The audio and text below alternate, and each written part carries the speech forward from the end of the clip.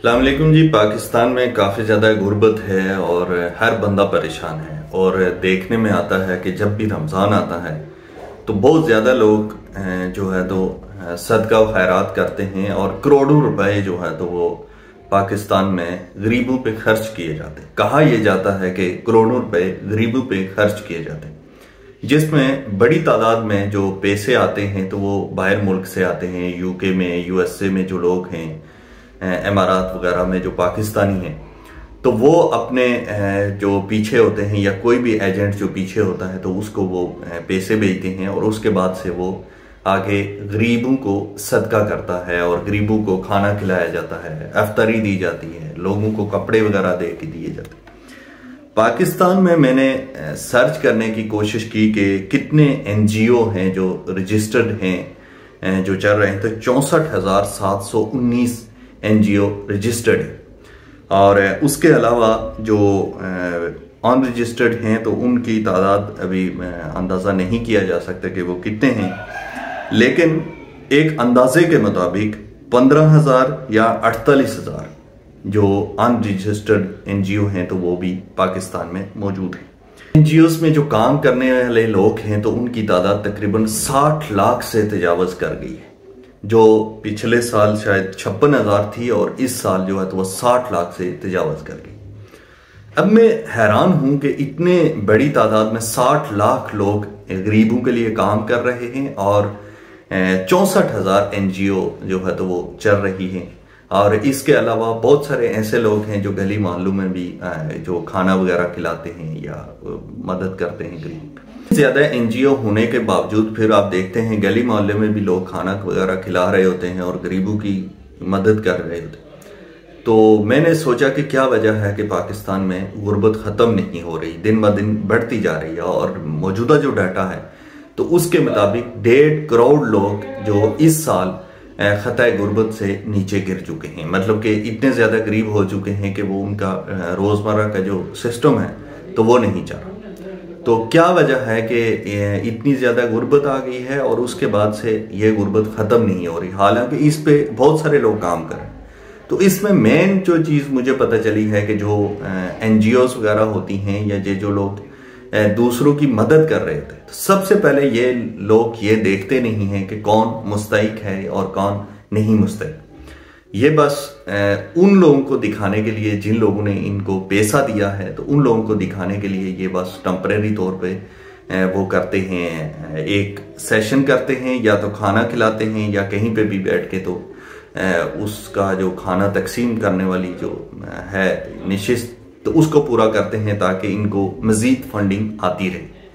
उसके अलावा जो एनजीओस हैं तो उसमें इतनी ज़्यादा करप्शन पाई जाती है, जो ऊपर काम कर रहे होते हैं, जो लोग ओहदों पे जो काम कर रहे होते हैं तो वो इतनी ज़्यादा करप्शन करते हैं कि जो निचला तबका है तो उस तक उसका हक पहुंचता ही नहीं। हालांकि करोड़ों रुपए आते हैं हर साल, और ख़ास करके क्योंकि रमज़ान है तो रमज़ान में बहुत ज़्यादा इमदाद की जाती है। सबसे पहला मसला ये है कि करप्शन की जाती है और असल मुस्तहिक तक उसका जो हक है तो वो पहुंचता नहीं है। दूसरा मसला जो मैंने नोट किया है तो वो ये है कि हम बहैसियत कौम भिखारी बन चुके हैं। मैंने देखा है कि अगर कोई शख्स आके बाहर खड़ा हो जाता है और वो कहता है कि मैं खाना तकसीम करने लगा, तो एक लंबी कतार आप देखते हैं कि लग जाती है और हर बंदा खाना लेने के लिए पहुंच जाता। हालांकि वो बंदा मुस्तहिक है या नहीं इसमें कोई मैटर नहीं करता, लेकिन वो पहुंच जरूर जाता है वहां पे खाना लेने के लिए। अगर कोई आटा बांटना शुरू कर दे तो आप देखते हैं लंबी कतार लग जाती है।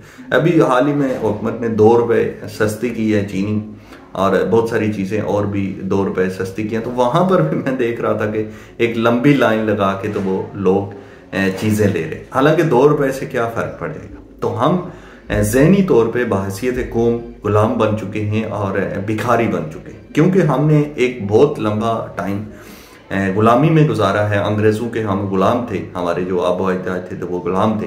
तो उसमें गुलामी में हम वही चीज़ कर रहे हैं जो हमने हमारे आबो अजदाद से हम तक आई है। तो हम ज़हनी तौर पे अभी बाशऊर हुए ही नहीं हैं, या ज़हनी तौर पे हम सखी नहीं हुए, या ज़हनी तौर पे हम इतने मैच्योर नहीं हुए कि हम ये देख सकें कि जो हमारा हक नहीं है तो फिर भी वो हम ले रहे हैं, और वो हम क्यों ले रहे हैं।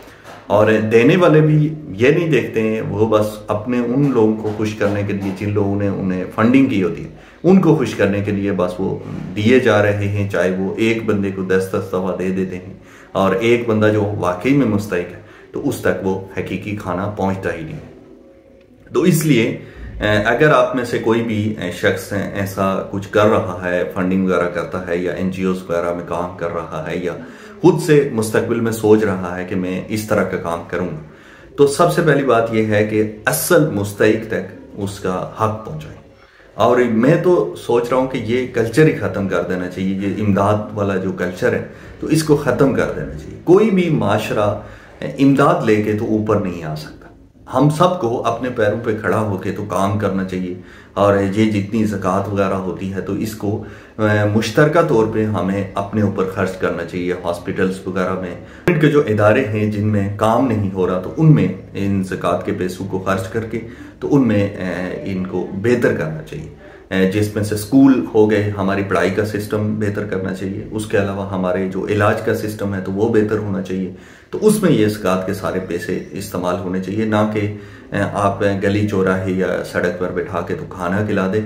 खाना खिलाने से मज़ीद अपाहिज हो जा रहे हैं लोग, मज़ीद वो काम करना छोड़ रहे हैं लोग, क्योंकि किसी भी शख्स को टाइम पास करने के लिए उसका पेट भरा होना चाहिए। और कोई भी शख्स है तो उसका अगर पेट बड़ा है तो वो सोचता है कि बस ठीक है, आज का टाइम गुजर गया तो कल देखेंगे। तो मैं देखता हूँ कि यहाँ पर भी अक्सर लोग 3 टाइम का खाना दे रहे हैं, कोई 2 टाइम का दे रहे हैं। तो वो जो लोग थे जो ये सोच रहे थे कि काम करना ज़रूरी नहीं है, तो वो बस या किसी वजह से भी वो नाकाम हो जाते हैं, तो वो ये सोचते हैं कि ठीक है 2 टाइम का हम खाना यहाँ से खा लेंगे और बाकी ज़िंदगी गुजरी जाती है, बाकी क्या करना है हमने, तो खाना ही ज़रूरी है, खाना हमने खा लिया तो बाकी ठीक है जी, गुजर जाए। तो इस तरह से मज़ीद अपाहिज हो रहे हैं। अच्छे अच्छे टैलेंटेड लोग जो है तो वो अपना काम छोड़ के तो इस तरह भिखारीपन में आ गए हैं।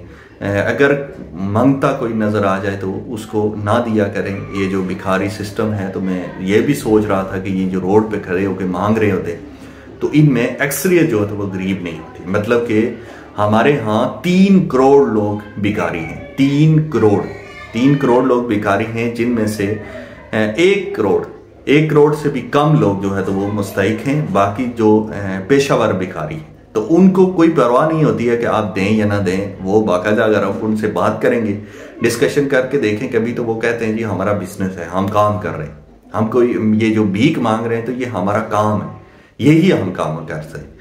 तो इस तरह से करके तो वो अपना निज़ाम चला रहे हैं। और कई भिखारी मैंने ऐसे देखे हैं जिनकी अपनी गाड़ियां हैं, अपने घर हैं। तो इस तरह से करके जो सिस्टम है, जो खास करके इमदाद का जो सिस्टम है, तो इसको मेरी नज़र में ख़त्म होना चाहिए और हर बंदे को अपने पाँव पे खड़ा होना चाहिए। जब बंदा खाने के लिए भी न मिलेगा और रहने के लिए, लगाने के लिए कुछ ना मिलेगा, तो फिर वो मेहनत करेगा। जब बंदे को घर बैठे, मैं देख रहा हूँ 3-3, 4-4 दफ़ा ऐसे लोगों को भी राशन तकसीम किया जाता है जिनके अपने घर हैं और उनके अपने बच्चे काम कर रहे हैं, मतलब उनका गुजर बसर अच्छा हो रहा है।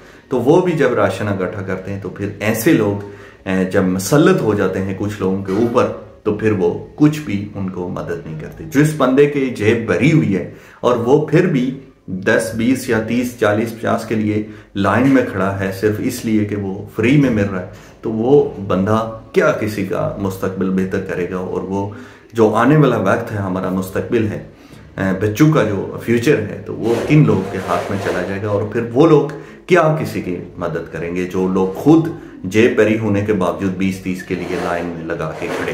तो इस तरह से सोचना चाहिए, हम सबको सोचना चाहिए, बासियत हुकूम हम सबको सोचना चाहिए कि ये जो हम कर रहे हैं, ये जो कल्चर डेवलपिंग हो रहा है, तो इससे हम अपने बच्चों को बचाएं और बच्चों को बेहतरी की तरफ राग़िब करें।